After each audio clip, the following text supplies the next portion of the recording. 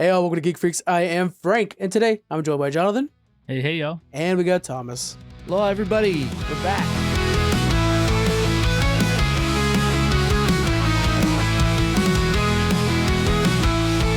Yes, we are. It has been 3 weeks basically without a new episode. Recording-wise, there's been stuff releasing, but, actually a new episode. And I picked the worst time to go on vacation because we had San Diego Comic-Con. We had Spider-Man Brand New Day. I haven't even seen Odyssey yet. I'm so behind on everything. I know. I haven't seen anything. Whoa. I just got back. I just haven't seen anything. I know. I did watch Spider-Man. I'm still, that's crazy. Good for you on Spider-Man. Yeah, that's a must, but whoa, crazy on the Odyssey. That blew my mind. I literally jumped on the Fandango app to go buy my Odyssey tickets. It's no longer in IMAX because it's been too long. And I got to watch it on a regular, poor person screen, which sucks. What? Wow, that's crazy. Also, yeah, I think Spider-Man took some of the IMAX theaters, so. It took all of them. It took all of them. Wild. Just maybe I'll go watch that in IMAX too while I'm there because it's so damn good. But we'll get into that at the end of the episode, guys. This episode is going to be just about House of the Dragon and talk about that season 3. And then we'll talk about Spider-Man Brand New Day. Do me a favor, though, when you guys are listening on the Apple Podcast or Spotify app, make sure you guys are dropping us a follow. We haven't asked for follows in a while. We're going to be doing that a little bit more going forward. Hit us up with a follow, and while you're there, what the hell, throw us a review. We appreciate it. So I missed a bunch, but let's talk about how your guys' 3 weeks have been. So while you guys were on vacation, I was going over there daily to check on the pets and stuff like that. I've been trying to clean out my garage because I know by the end of this year we're moving for sure. And then just being a dad. Congrats. Yeah. Thank you. Thomas, I know Sick Burn's going well. How's everything going for you? Yeah. That's it going, and but it was San Diego Comic-Con, so it was weird though, man. You were gone, so I was like, okay, I don't have anybody to send pictures and videos for.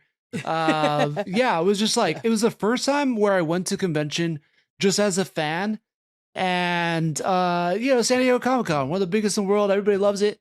For me, I didn't like it. I was like, I want something to do. I want to be collecting interviews or photos or videos and stuff. So it was really weird. I did get to be on my friend's panel, JPG, which was awesome. That was a ton of fun with some incredible panelists that are just doing amazing things in pop culture, which was super cool. But it was just a fun year. It was a good year to connect. But man, that heat was no joke. So if you were coming to San Diego to escape the heat wherever you were at, maybe it felt cooler to you, but to me, it felt like the depths of hell. It was so freaking hot this year. So I don't know. That's crazy. I was wearing sweaters and jackets the whole time up in Alaska. So right. A little bit of a different vibe. But yeah, we pulled into port at Ketchikan where you finally get some internet. And I'm like, Ghost Rider, what? So that's all this news comes piling in. And I'm trying to consume as much as possible, start posting it up on Thread. So check us out on Threads, guys. It's where I was keeping up to date. Yeah. So what's crazy about that, though? I mean, I don't know how much. So, okay. Yeah. What was your guys' we go quickly, impression on the Marvel Hall H panel? Because I think there was good announcements and that was exciting. Yay, Ryan Gosling. Yay, Sean Levy. But it was also but it doesn't tell us anything about the movie. It doesn't tell us anything about the character. I don't even think we really got when. So it was cool, but also I don't feel like I missed anything in Hall H that would have been better served by me being there, if that makes sense. Like you're saying, it's a tiny little nugget of a teaser that you really need to have some background information to get excited. There's nothing to be hyped up about. Ghost Rider, okay, cool. An actor we know, all right, that might go good. If it was somebody who you're like, oh man, this was written for him, he has to play, then that would be cool and exciting. But Ryan Gosling is all right, he might do good. I kind of got to see some, at least scenes of him, in costume and stuff like that or something like that to see if it's even going to be a good fit. But yeah, I feel like they just didn't give you enough to really get hyped for it. That's weird that they didn't give us more than just the title screen. And I've heard theories that that's because he's going to be coming up in Secret Wars. They need to announce it now before leaks come out. And so they're like, well, let's announce his movie now. So when leaks come out, it's not that bad. Then the movie will be out after Secret Wars. So that's interesting. Just some far-fetched ideas. Yeah. Yeah. I was just thinking of the Blade of it all. The 2019, hey, we got Mahershala Ali for Blade. And then that movie obviously never panned out. So I think they didn't want to announce anything. But I don't think that movie's actually dead. I think Ali was I think he's frustrated and he's doing press right now for his current movie. So I think that's what Yeah. I don't think the movie's actually dead. I think it's still happening. It's just frustration all around. I think I No, heard you think it's Feige dead? say like it's not happening. Yeah. I have high hopes But still. I'm excited about Ryan Gosling. I think he's gonna crush it. I just think like not even just the Ghost Rider vault, which is epic. I think there's some cool announcements there, but like there was nothing in there. Like I liked how they had the X-Men and the Avengers and all that in the room, but like I don't know. Like it wasn't a year I was sad I wasn't able to make Hall H, if that makes sense. Like for all the announcements. And there's some great announcements like David Johnson as the new T'Challa or T'Challa Jr. Awesome. But it's like, all right, cool. Like I think I got a better show of it just from following Geek Freaks or from discussing films or following comic book. You know what I mean? Like it wasn't like I felt like I missed it by not being in Hall H. Yeah. Something they need to work on for the future. And then just the last thing I want to make sure to call to Jonathan, because I know he doesn't get to watch a lot of movies, but make sure you watch Project Hail Mary. It just came out on Prime. And that I think is maybe the best thing that Ryan Gosling's ever done. I watched it just 2 times right away. And then I literally like told the parents, you got to watch it. So then I watched it with them too. Because I came over to the house. One of those things was like, I'm recommending this. They won't pay attention. I have to go to the house, put it on the screen, and watch it with them. Then they watch it, and they did, and they loved it. It's that's my movie of the year. The Pile of Rocks. It so far is mine as well. Yeah, I mean, I love The Odyssey. I love Spider-Man: Brand New Day. Like, I can't really say anything bad about it. But like, Project Hail Mary is like still my favorite. Yeah. What is it streaming on? It's on Prime. It was made by Prime, and it's quite good. Oh, that's good. Okay, that'll be my next phone watch for sure. I watch a lot of stuff. That's how you're gonna have to watch it, but I know you're. I know he has to because it's otherwise like my son like is peeling my eyelids open to pay attention to him. He might like this one because it's all space based. He might like this. Let's get into what might be the show of the year, and that's House of the Dragon. Season 3 just wrapped up. I want to hear that 1-sentence reaction, the gut reaction from each of you guys. Thomas, what do you think, man? So this is, I posted this and I got bashed on it. I really was trying to have a discussion. Christina and I were watching it. I never really watched things with my wife, as you know. And we kind of fell off on episode 4. And I'm not going to lie, I did not miss trying to finish it. So it's maybe a hot take. I know some people are loving the finale, but I wanted to hear from you guys on like what you really loved about the finale. So I'm going to pass it on to John. So there was a lot of kind of winding in the story that was felt a little clumsy. There wasn't a clear arcing, end goal that seemed like a straight arrow. But I don't know if it was episode 6 or something like that. The resurrection of, I think it's Sunfyre, Aegon's dragon. That's episode 7. Yeah. 7. Ooh. Oh my God. That was like a, oh my God moment in watching that. I couldn't believe there was no precursor that would have made me think, there's no like playing around with dark magic in any way with him.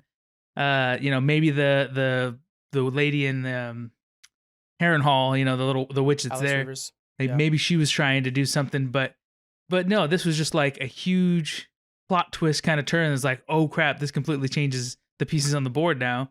And the legend that makes this king, that he was presumed to be dead, and his dragon was physically witnessed to be dead, and now it's like the gods brought him back up from the bones to take his seat as the king again. Like, oh shit, how is Rhaenyra going to defend against this legend that's coming for her?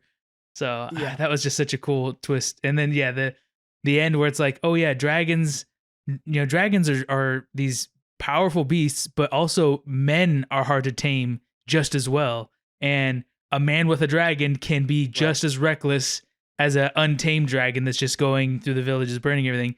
So we see Rhaenyra is, she's from the royal line to be king, but it takes so much more like strategy and logic. And she maybe didn't learn enough from her dad of how to actually manage and rule over people.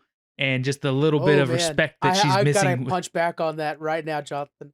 Oh, you think so? No. Well, the little bit of respect that she doesn't show. She's trying to be her dad too much. Oh, you think so? But her dad was a peacetime king. And I think this whole time she's like, oh, I want to be my dad. And then finally she realizes like, man, my dad got us in this mess. I need to be me and fix his problems. And She even calls it out in the post credits, like season 8, the new costume, the new makeup. She's now the fascist queen, and like, I think she, for better or worse, which I'm gonna say worse, is now in her Darth Vader era, and so it's just being like, yep, no more trying to be my dad anymore, because he had it too good, and his ass got us in this mess. I'm gonna fix it by force. But I feel like when she was trying to be her dad, she was trying to like maybe say the things that she was taught are the right things to say or something, but like she wasn't taking care of the needs of her people. So specifically the 2 guys that she found and made them dragon riders, one of them kept saying, hey, I just want a house. Like if you can set me up with a place, then me and my family can be safe, and I'll do anything and everything you need. You tell me burn a village of children, you got it. But she kept putting him off like, oh yeah, we'll get you a house. You're not my priority is what she's saying. You're low on the totem pole. And what happened is his wife was suffering, and then she blamed him, and now his life is a ruin. And the other guy, oh, I just want to go out and have some fun, a little bit of freedom. A guy deserves to have his beer at the end of the day. And she's like, no, you're a royal knight, and if you go out and do that, I'm going to have your head on a spike, basically. And so, of course, he goes to the next kingdom that says, don't worry, buddy, drink as much as you want. As long as your dragonfly is on our side, we're good.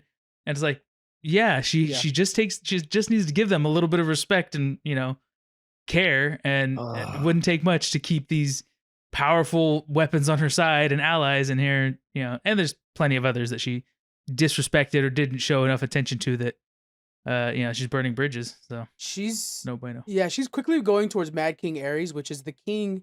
What I love about Mad King Aerys is he was being plotted on by his son Rhaegar, which is Daenerys' brother.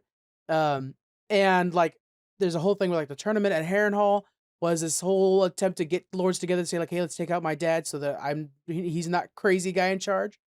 He was so crazy. He thought that everybody's coming to get him that he literally, I'm just going to quick story on this one.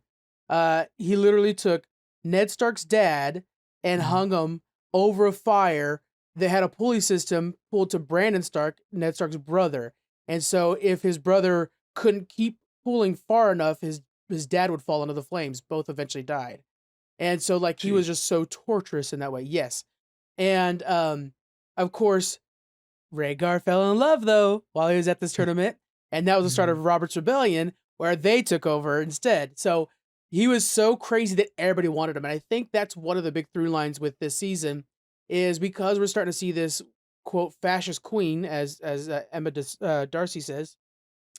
We're starting to see people, and also the ramifications from Templeton, is that people are starting to see like the Targaryens are bad for the realm, dragons are bad for the realm. Who cares, Team Black, Team Green? I don't have a house anymore. Templeton's gone. And it wasn't necessarily because, and it was only because they empowered some drunk asshole who decided, I want to burn both sides because they didn't let me drink enough. And they woke me up off the shitter, which I thought was the funniest thing. But, it's just like, bad day, I'm going to burn everybody. So like, I think now that we're going to find, and also the representative for the small folk, for the poor people, is essentially the Pope, the Grand Maester. And she just killed him because she's like, you know what? I'm tired of trying to make you happy, man. So I'm just going to have you killed. And when Alan was like, oh, it's probably not good to kill a Pope. And she says, you're Valerion. You're from High Valyria. Your gods outrank his gods. Kill him. And it was just like, oh man, that is some mad queen stuff right there. So it was just really good moments like that I was just like, I'm so here for this. Nice. I love there was that little, it's probably foreshadowing if you look at it now. The guy, I can't remember what house he's from. He's in her small council, but he's from the Balls of Fury movie. You know who I'm talking about? Yeah. Yes. He's from House Manderley of the North. Manderley, that's right. I know you told me that name too. But I love how he mentions the well-known flames of a dragon that can only pick out the wicked or something like that to burn in the crowd and magically avoid the innocent. That foreshadowing of like, the dragon fire ripping through a city is going to kill the good and the bad alike. So it's not justice, it's just suffering. And the people see that in Templeton clearly, and I think it's kind of building up this hatred across the lands of dragons to where, like you're saying, that eventually the Robert's Rebellion And then for so many years after that, there's just no dragons, right? Until Daenerys brings them back. But yeah, it's kind of turning all the people against what was. Yeah. What about the prince that was promised thing? She ended up giving the speech, basically telling the gigantic Targaryen secret, which everybody's just a secret. Crazy. Yeah, she's telling everybody. I know. Well, she claims that she's the prince that is promised, which is like, no, the prince that is promised. George R. R. Martin officially doesn't say which one it is, but it's either or probably both Jon Snow and Daenerys and Jon Snow and Dany, because they both fit the prophecy, basically, essentially. So. She's totally off, but like she's going crazy. So what's the difference? Targaryens, they go crazy. That's what they do. But I also kind of want to touch on some of the other things. Like let's go over Ormond's plans. So first off, he had the deceit of like giving over a fake, prince, trying to get that one tricked. Then this time he's like, well, let me try to convince Ulf to turn on her. What do you think about Ormond as a bad guy? Because I do want to give him credit for coming in on this season and becoming so damn hated. Like, he reminded me of, like, I know Thomas is going to like this. He reminded me of Cyclops and X-Men back when I used to be such a Wolverine fanboy that everybody else was wrong. And I was just like, I hate that guy, And so that's what I got out of Ormond. I was just like, I hate this dude so much. Yeah. He reminded me, too, of, like, Joffrey. He was just that sinister, like, he wants to watch people suffer in a disgusting way. Mm-hmm. And so, especially him lining up the children in the front of the battle to like stop them from attacking. Yeah. Oh, don't worry, they won't murder our little kids. And that was just like the last straw. He's already a despicable person. The fact that Daemon actually told the kids to get out of the way is like, Daemon's better than you, bro. That's not good. Yeah. But they do a good job at making you hate him so much you want to see him die above all else, basically. So my question is this though: between Ormond and Rhaenyra, though, like at any point this season, were you frustrated with Rhaenyra? Like, I found myself in the first 4 episodes, like, I understand why she's doing what she's doing, but also getting frustrated with her. Does it like get to a point where you're like, oh, this is like, I get, like you feel good about it? And I think it's an analogy. I think they're the representatives to some degree, at least the Greens versus the Black is a battle of dragons where the whole world burns. I mean, both sides are just vicious weapons, and neither side is a token of peace or trying to find some ground of peace. They're just, who's going to kill the most? Right. Everybody, both of them. Yeah, the other thing to that too, Thomas, is there's that classic saying that when a Targaryen is born, the gods flip a coin, and either they're basically a conqueror or a ruler. And her dad was a ruler. And I think the entire time we're watching Rhaenyra through the first half of the season, what was probably jarring to you, or at least this tension that wasn't needed there, is the fact that she was never meant to actually sit on the Iron Throne. She was always meant to capture it. And so same thing goes for Daenerys. Same thing goes for Aegon the Conqueror. And so when she's sitting there and like trying to rule a city, you're like, this doesn't feel right. Let those dragon wings go. You got to conquer something. And I think that's what kind of feels so good about her turning full on heel is at the end of the season when she's just like, you know what? I'm going to make this kingdom unite again by fire. And it's like, there we go. Yeah. Targaryen's back, And so I just think that the reason she wasn't settling, or she was so unsettling is the better way to put it, is because she was completely going against her nature, trying to fit into her dad's role, which was never really meant for her. She just kept thinking. I like that. Okay. That does sell me a little bit where it's like, okay, I can go back, because I'll be honest, like her as a character seemed a little bit annoying. Not as much as Ormond. Like Ormond was just, I don't know about the Cyclops analogy, dude. The guy's just trying to do the best he can. Ormond is like a POS. Like I've hated the guy from the second he walked on screen.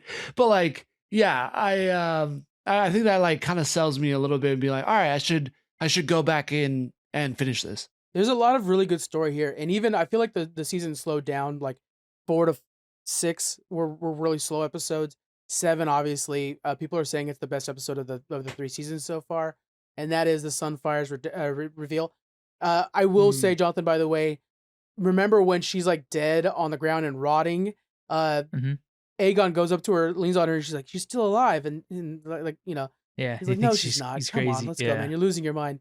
Yeah. And it's like, no, because the dragons and their riders are linked. So he feels like her soul is still there. It's like, she's still here. She's alive. She's just recovering. And that's, that's all book stuff too. And so I do love this like version of like Aegon. By the way, I know that they're kind of pitching Aegon as like not the worst guy now. Let's not forget that he had bastard kids and then just like let them go to the fighting pits in season 1 and 2. Yeah, he's still a terrible person. Yeah. But the best delivery of a line in all of Game of Thrones anywhere is when he goes up to his brother Aemon and slaps him. He's like, "I'm alive!" The way he said that, it was so good. Yeah, like he's so giddy to finally get his I don't know, his revenge or whatever. Well, to me, and then like if you notice like how his dragon land, like normally the dragons land like powerfully and peacefully, his like tumbled into Harrenhal, like, oh shit, this one doesn't work anymore, type of thing. Yeah. And when he walks up, I'm like, oh, he's a Disney villain now. They're making him a full on Disney villain. He's super arch. He's just being like, let's go kill some people, you know, like he's now on Joker status. It's gonna be a lot of fun watching him. He's full on a Disney villain. Another thing I really love, they kind of they were a little maybe heavy handed. I don't know. It was I think a well planted seed. Was Helaena was always sitting there knitting, and she's like a dreamer, they call it, where she can see the future sometimes. And she's always and at some point Rhaenyra's really trying to get her to give up some information, like, hey, what's gonna happen? You got to tell me the future. And she won't spill the beans. Yet if you look at the thing, like she even stops her hands at one point, I think. And it's like if you just look down at what she's knitting, she's telling the whole story of everything she's prophesied, and nobody gives it a second glance until she jumps to her death. Spoiler Which alert. is the intro to the show for the last 2 seasons too, by the way. Yeah. The intro to the show is her weaving. I love that. So you could have seen exactly what she's weaving the whole time. Oh, that's so cool in the intros, because I was like, how does this play in? You know, it made sense in Game of Thrones, but man, that's awesome. Okay, I love how they tied that in. It's Helaena seeing like the story and weaving it out. So the thing with that, I will say, book-wise, there's a complaint kind of going around right now is, book-wise, Helaena eventually kills herself because of the depression of her son dying, which happened, earlier, but like her son, Maelor dies. And so she's depressed for that, and then she kills herself because of that. The fact that she kills herself because of this almost felt a little forced, like, oh, we want her to do this like prophecy thing, which she wasn't like, yeah, she's a dreamer from the books too, but not like this obvious of a dreamer. And so this felt like the reason she's dying is because she's just tired of hearing from Rhaenyra, or she's just tired of being captured. And it negates the fact that like she's a mom and she's jumping out with her kid in her stomach still. And like in the book, she killed herself because her son was killed, not let me take my son with me. And she still has a kid that's alive. And so it's like, why are you dying now? So in the show, she still has a kid alive. I'm sorry, let me clarify that. And so, yeah, so the intent on Helaena is a little bit of a shame. I feel like she was just used for this prophecy thing. And, but that being said, the prophecies were cool, and that tapestry is very cool, of course. But the way she died, like on the spikes, that's book stuff. That's all exactly like in the book. So that was pretty dope. Dang. So I got a question for you, Frank. You probably know, especially because you know the book's better too and everything. Is Mysaria, the White Worm? I don't know if I'm saying her name right. She gets like sent away, and then obviously she sneaks off and she stays there to witness what's going on. But was she being sent away by Rhaenyra, or was that a ploy to get her away from Rhaenyra, maybe by Daemon or somebody, so that they can work with her manipulator? What that was part of Rhaenyra's phase 2 Darth Vader mode. And I'm using the Darth Vader thing because I'm actually seeing it as like, so yeah, what it is like, you know what? You're making me too soft, and she's like, I hit it and quit it literally, right? The first time they actually consummate their relationship, and then the next day, all right, get on a train out of Georgia. And so she's done with her, and Daemon's the only one that actually gets her what she wants, and that's fire and blood, which is the name of the book. She's done with her. Now, of course, nobody's done with Rhaenyra. She'll stay in the city. She'll still be a problem in the future in the next season. But yeah, that's part of it. And I want to clarify too, like going back to that thing about her playing against her will. I think it's very much like Anakin, actually. Now I'm thinking about it, like his entire time you have hope for Anakin, and he's like, oh, he's the one with passion, with love, and the Jedi Order. That's not right, according to the Jedis. And then, according to the Jedi, no S. And then when he breaks and becomes Darth Vader, you're rooting for him to be a bad guy. And you're like, well, I shouldn't be rooting for him to be so evil, but it's so dope watching him walk into the temple.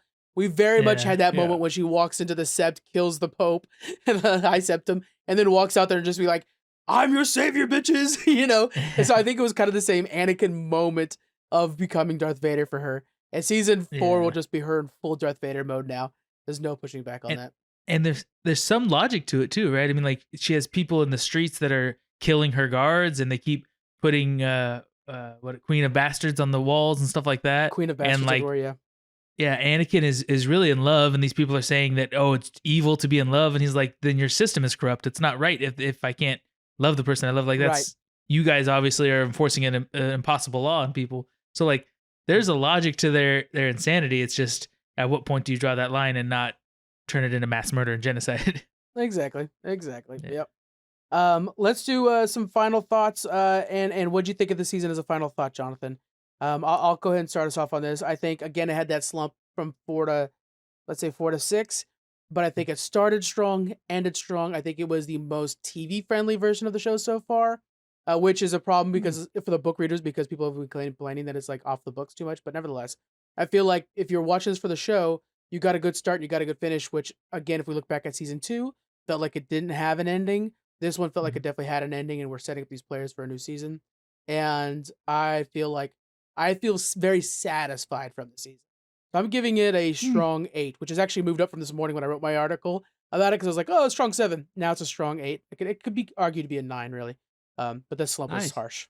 Yeah, I'd probably go 8 as well. The same thing. It was. I'm sure there's some retooling they could have done or change a little bit of the story in the middle to make it just a little smoother. It seemed like they didn't have focus of what their end goal was for a while in the middle there. Especially the story with Larys and Aegon is like, what are you guys doing? Is he just are we gonna follow him for so long and then he's just gonna die a no man's death or something like that? Like it's gonna be really disappointing. But the Harrenhal I like story the redemption is so of boring that too. Yeah, they came around, but it's like there's just so much airtime of him just maybe being humbled. Maybe we're gonna see this arc redeem itself later, and that now he's not such a terrible king because he's lived such a crappy life and almost died several times and things like that. But I don't know. We'll see. It's you probably know all this already from the books, anyways. But yeah, he's not humbled. I'll tell you that much. So you're just aware. Oh no, okay. You never tamed the dragon, right? No. Let's just say this: it's Darth Vader versus Joker going forward. Yeah. Okay. Yeah. Sweet. Good. Okay, well, you Even put it that better. way. I think you guys have already sold it to me where it's like, all right, there was a dip in the center, which I definitely felt. Yeah. And yeah, the way you guys kind of already sold that it picks up at the end, it makes sense for the character turns, like, and that there is a satisfying ending to this. Like, I think you sold me on going back and finishing the show, which I think is a compliment to the season and also like your guys' take on it. So for me, I think that's a huge win. The Road Trip Revenge epic Is God Is out now on Blu-ray and DVD. In this critically acclaimed genre-bending thriller, twin sisters with disfiguring burn scars have their world upended when the mother they'd believe dead reveals their father is responsible. When she orders them to kill him for what he did, they must decide whether to seek vengeance or find mercy.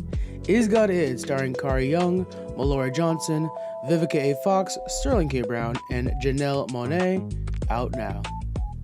Let's go ahead and go into talking about Spider-Man Brand New Day far too late, because again, this is Frank being able to like, I finally watched it, guys.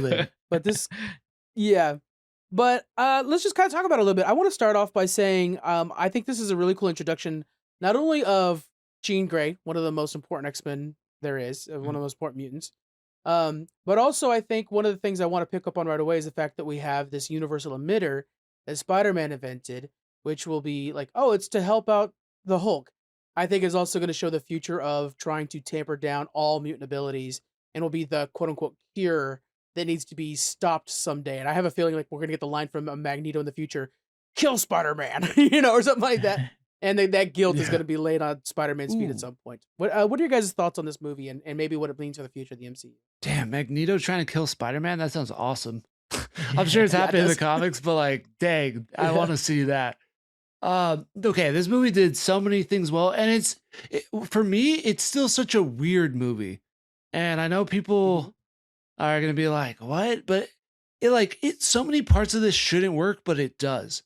It's like, okay, and people poked a bunch of holes in it. It's like, okay, wait, how does he get his money? And ultimately it doesn't matter because it works as a character study of like this kid, what happens if the world forgets you? And then the only thing you feel like you can lean into is just your work. And I loved it for that. Tom Holland is crushing it. We get the Spider-Man 2 in a sense where he is just sad. He's just like, he lost his girl, he lost his family, and he has nothing but to be Spider-Man. And so that part of it is so awesome. The action is cool. But when you really start thinking about it, you're like, this is kind of weird. Like, why have the hand in this other than the fact that they just provided some badass seeds for Spider-Man to fight the hand, which I'm not complaining about. It's just like, it could have been any other villain sect. Do you mind if I push back on that, Thomas? Because sure, I think please. the reason you have the hand in this, and the reason you have that montage in the beginning, and the reason that it's the Scorpion of all people that Jean Grey thinks is going to be the one that's going to really help her out, and the reason Punisher of all people is the one that's like helping. I think that what they're doing is they're just kind of like saying, what if this feels more like the comic books? When you pick up a random comic book in a Spider-Man series or a Batman series or whatever, Poison Ivy's in this one. Oh, this time actually Randall Savage is in charge of the GCPD, which that's literally what's going on in Batman right now. But like it just feels so chaotic and like random characters. You know, the name of this one is like here and there. I think they're trying to make the MCU feel like it's the comic book, which I would say Superman did a really good job with that too. The 2025 Superman made you feel like, oh, this story's been going on. I'm just now stepping into it. And I think that's what I felt with this Spider-Man. I was like, oh, this adventure's been going on. I'm just kind of peeking in right now, and then I'll bounce out. Yeah, I love that. I've heard that too, and I could see that. But then for me, it's then why not bring in other elements of what happened in New York? You know what I mean? Like, why not a nod to what the Thunderbolts, now New Avengers, did? Why not a nod to Daredevil? Kingpin, you know what I mean? So it's like, you know, where I agree with you, there's so many elements that are very comic booky about it, and I do love it for that. But it also just feels to me as a movie a little disjointed. And that's not to say it's a bad movie, because it's an awesome movie. I've seen it twice already. Right. And I liked it the first time. I loved it the second time. It just is like, it's just weird. Like when I start breaking it down as a movie, I'm like, this is a weird movie. But it works because Tom Holland is fantastic as Peter Parker. It is the most emotional range we've ever seen him. Obviously Zendaya, this is the most emotional range I feel like she's gotten as MJ.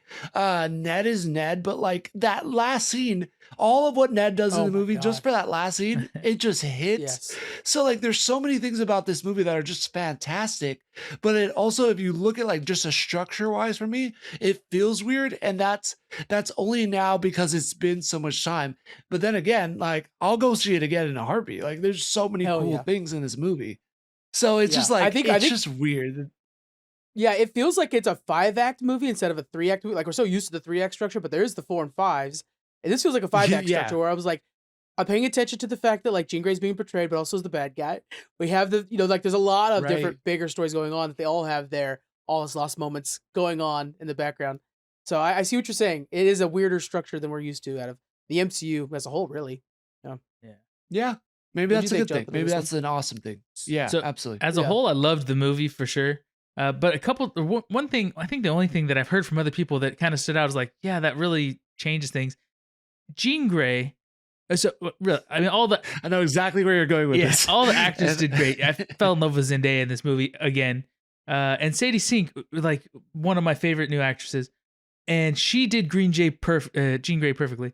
But the fact that they have Jean Grey using her pretty well-known abilities in such a niche way, I had seen somebody else explaining like, yeah, that's like this is a totally different hero or X-Men character that they're shoehorning in to be Jean Grey instead.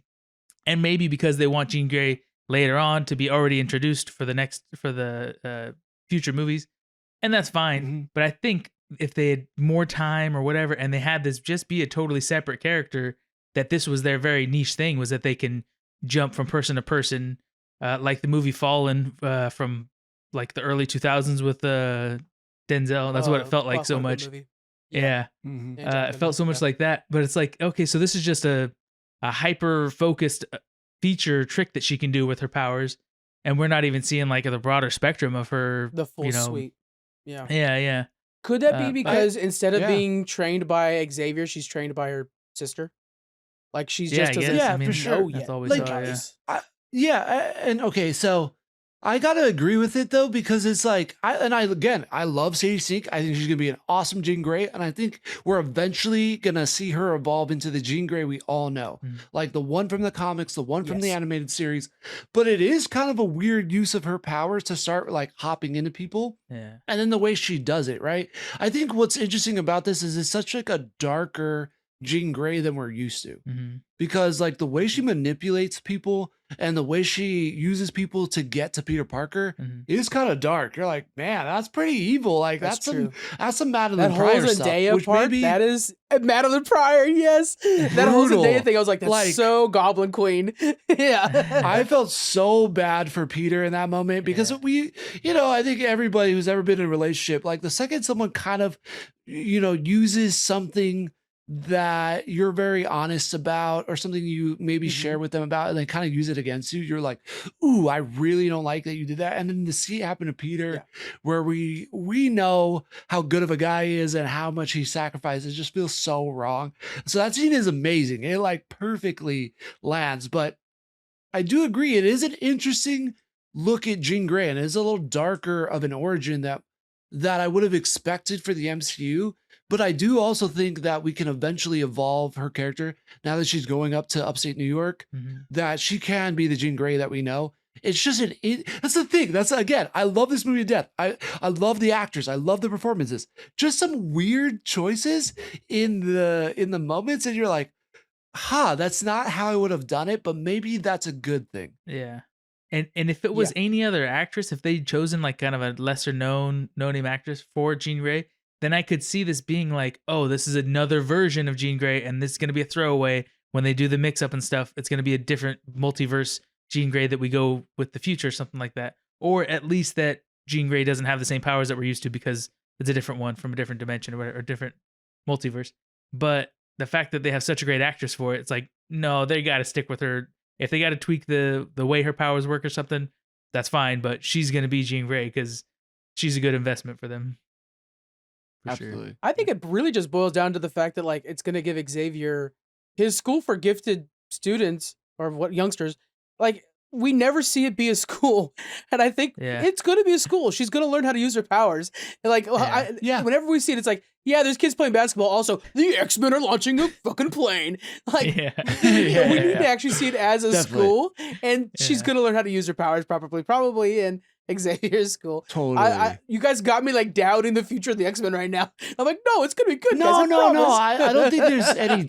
I don't have any doubt in it. I think they can absolutely, because if you look at even Spider-Man's arc, this was the first Spider-Man movie for Tom Holland that actually felt like, oh, this is a Spider-Man we know from the comics. It's a kid who, he's an adult now, but he's on his own. He doesn't necessarily, I don't know how he's paying for things, but he doesn't necessarily like have money. He's living by himself. He's kind of sad. He doesn't really know who he is. And like, I felt like this was like the first real origin of Spider-Man in a sense, even though we've gotten 3 previous movies for him. But he also, for a long time, I don't necessarily like agree with this, but he kind of was Iron Man's protege. He was Iron Man's sidekick, so to speak. Even though he was very much his own character and he still very much felt like Spider-Man, but it was a different kind of origin for him. And I think maybe apropos in that it is a very different kind of origin for Jean Grey, although the elements of her sister being there, who also has powers, is pulled straight from, I want to say 1968. Yes, the fact that she doesn't know how to use all of her powers and that something is unlocked at the end because of her emotional trauma, which will play perfectly into the Dark Phoenix saga.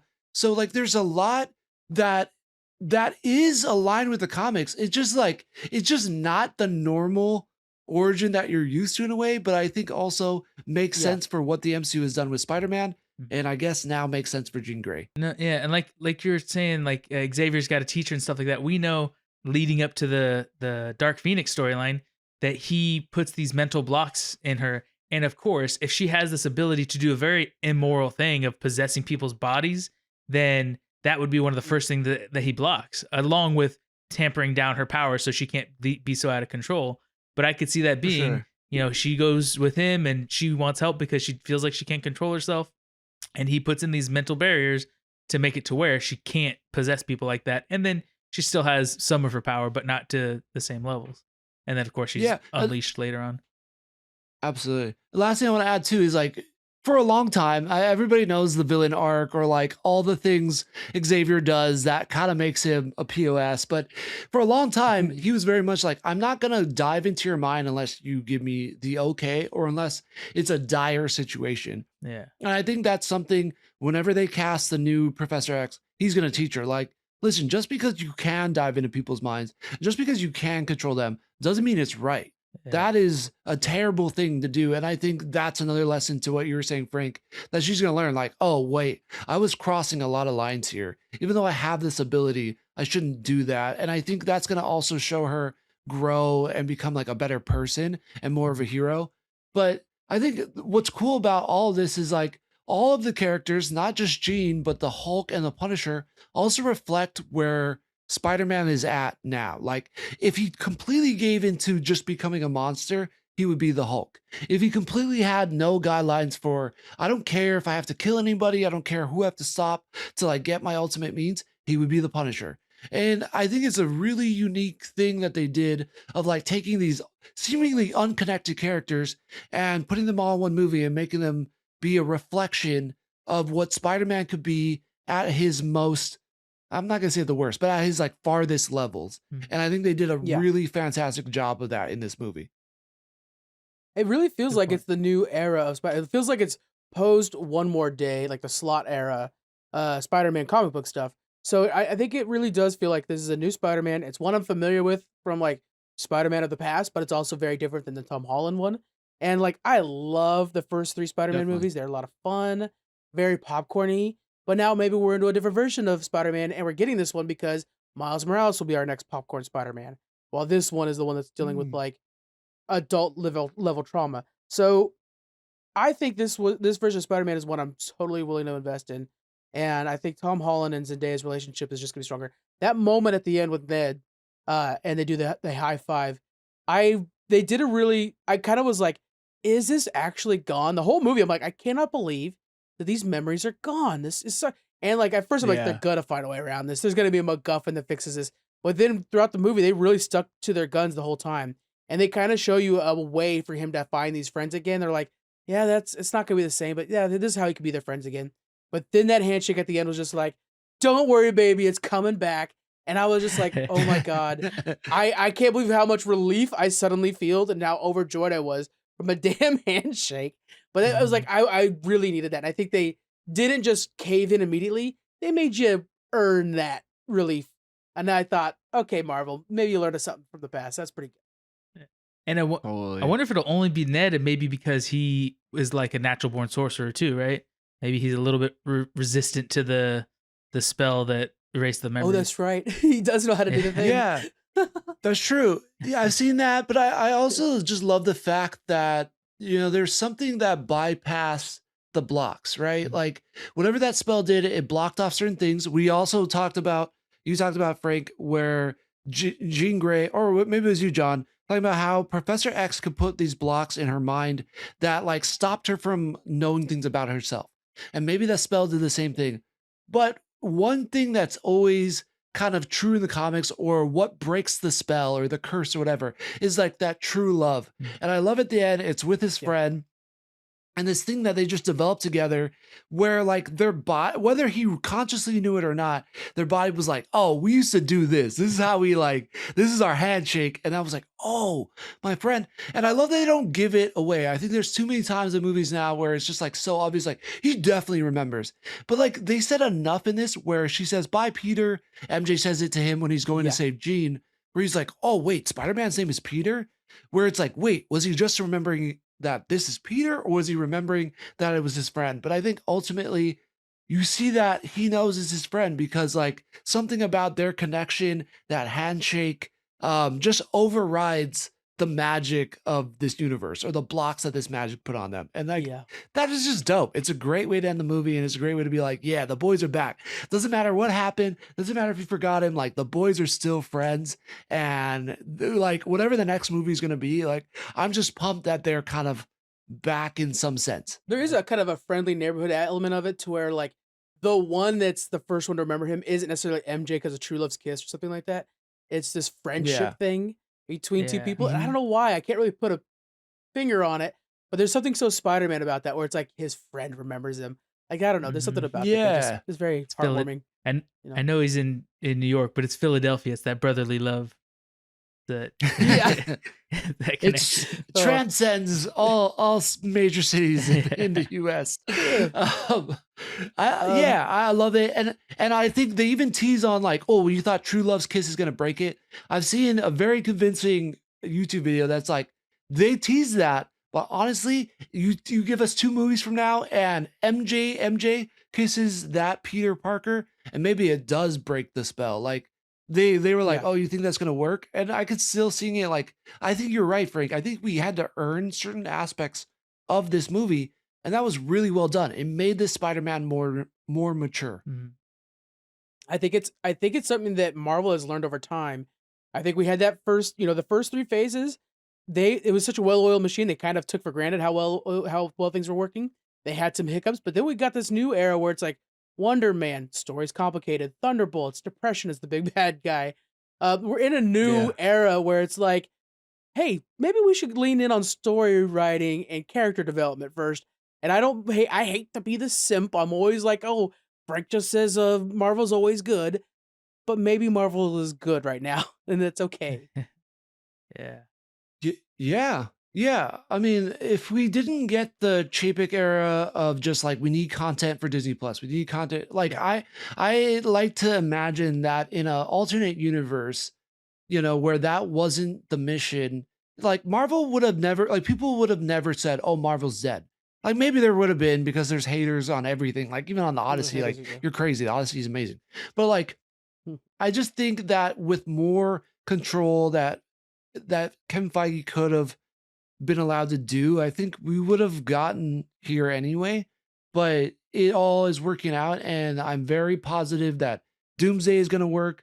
I'm very positive that Secret Wars is going to work, and I'm very positive that the X-Men, like I feel better about the X-Men now, seeing what the Thunderbolts did and knowing Jake Schreier, and then seeing what they were able to do. Destin Daniel Cretton, Jake Schreier, and Ryan Coogler still being very much a part of the MCU. Like, how can you doubt those guys? Like, everything they do is pretty solid. So I have no doubt the MCU. It kind of reminds me of those days back when they were building that little roster they had. Remember when we were like, oh, Taika Waititi's in there, James Gunn's in there. Like they had this little roster of like, oh, these guys are cool. And then they lost their way a little bit, but they're building that roster again, and it's a different angle. It's more like an A24 angle instead of a comedy angle this time. And, it's feeling good.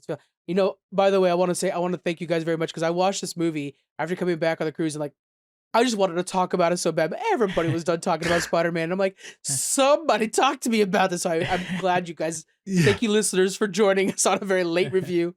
That's good stuff. No worries. Wait, Frank. So with that being said, what was your favorite part in the movie? Like what was your favorite scene or just favorite part of it?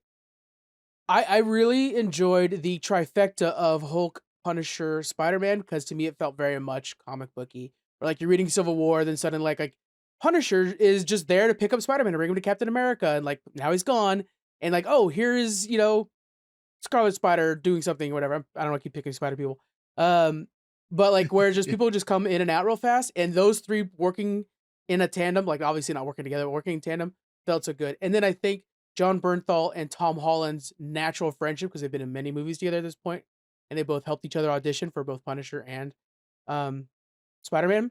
I think that showed through, like, oh, these guys are actually friends off screen. I think that really showed. Just the same thing with like MJ. Like you could tell Tom Holland and MJ actually love each other.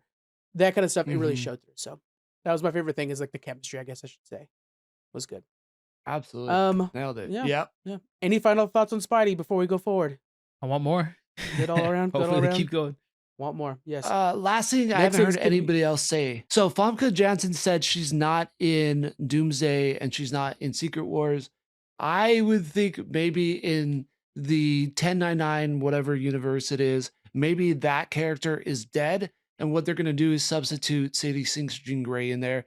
Granted, obviously, it's not like she's going to fall in love with James Mars and Cyclops. He's going to see her and be like, oh, she's a little kid, but be like, listen, even if he says one thing to her, that's like, just trust your gut or whatever. Like, just trust who you are. You're going to be just fine. Like, I think that's going to be excellent, but it also makes sense why they may not have cast Famke Johnson in Doomsday.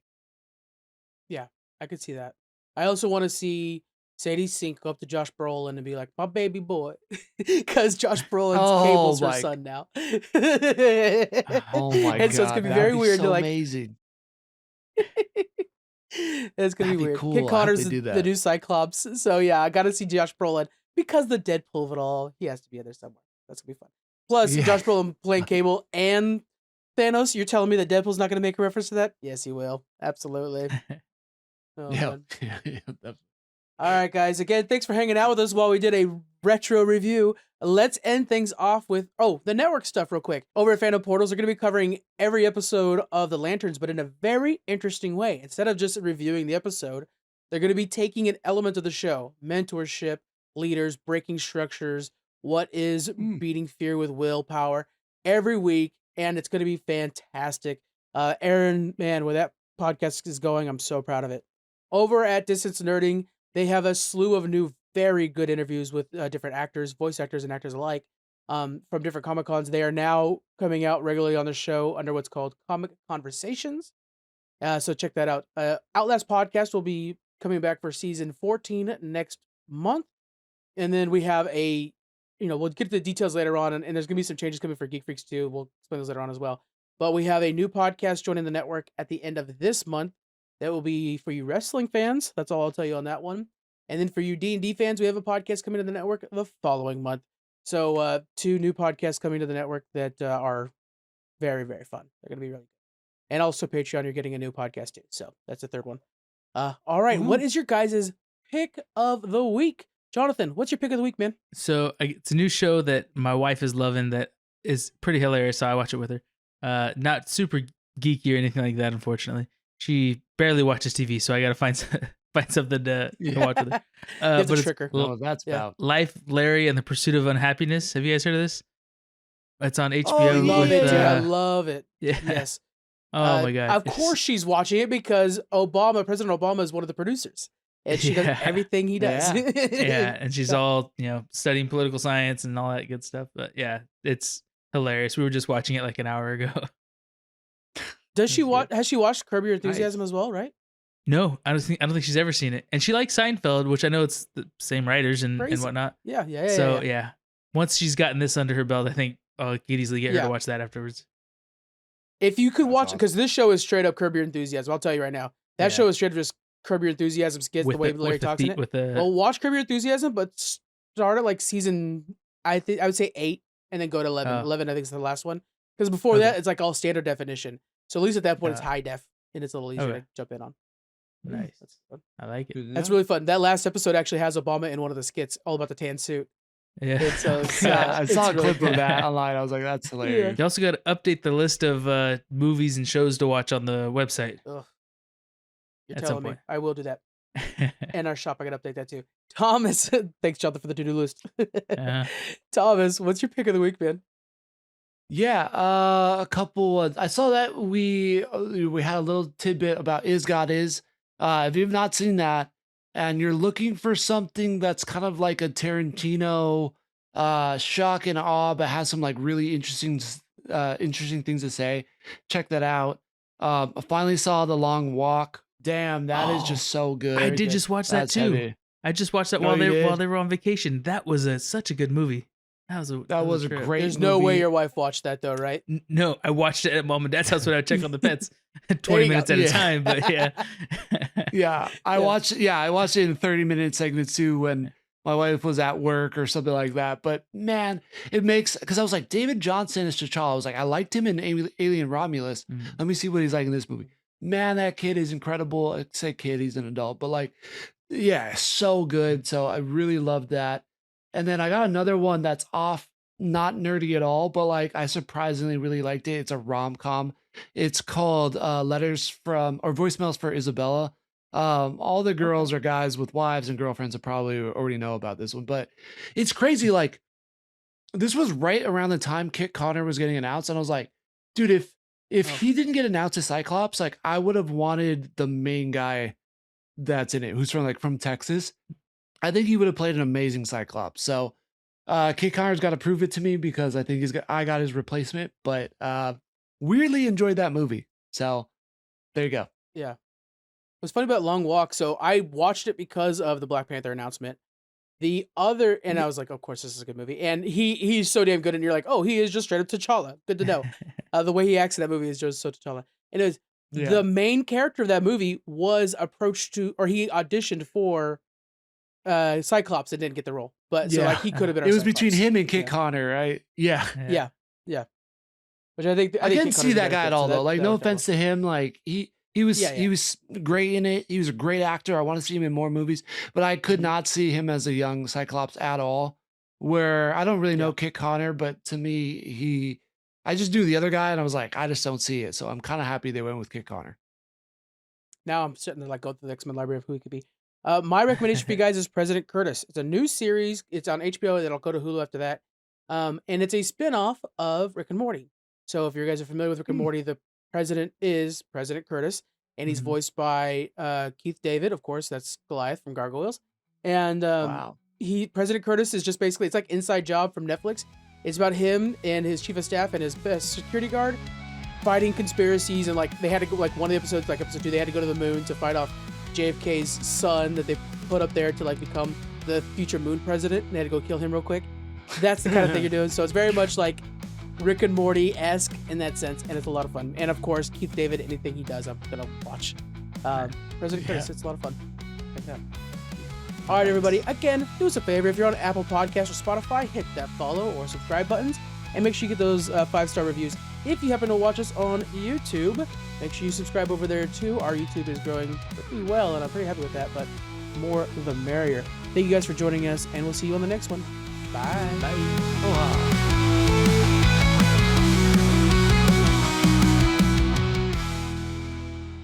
Free is great, but only if it's useful. Free credit scores from some apps can differ by as much as 100 points from your actual FICO score that 90% of top lenders use when you apply for a credit card, personal loan, car loan, or mortgage. That can mean a higher interest rate, a bigger monthly payment, or worse. Denied. MyFICO gives you your actual FICO score, the score lenders use, straight from the company that created it. For the moments that matter, get the score that matters, your FICO score. Visit myfico.com and get started for free today.